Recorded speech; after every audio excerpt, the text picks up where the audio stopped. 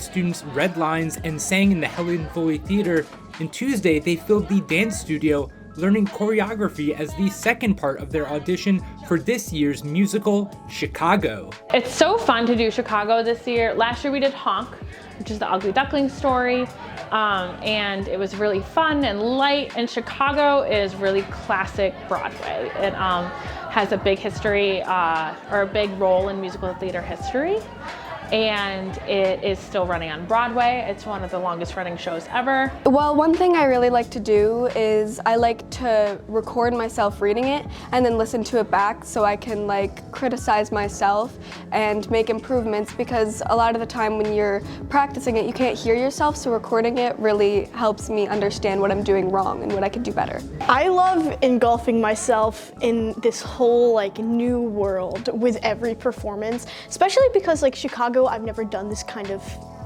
play, musical, show. I've been in James and the Giant Peach, 101 Dalmatians, Alice in Wonderland, Honk, a bunch of fairy tales. So Chicago is this whole new genre that I've never been a part of, so that's one thing. And I love pretending and being in the story and being a part of a whole different story. Other than Twilight Tones, I haven't done any dancing, any classes or anything. So I think that it'll most certainly help me.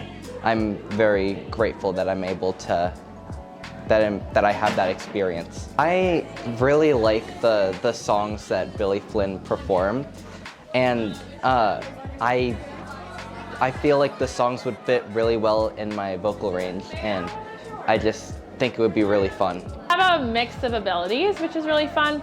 I told everybody to come to dance auditions, even if they're not dancers, even if they're not in dance class here. So we've got our dancers who do the dance show every year and are really well-versed in dance. And then we've got people who are new to dance, but there are dance and non-dance parts as well. So there's a spot for everyone here.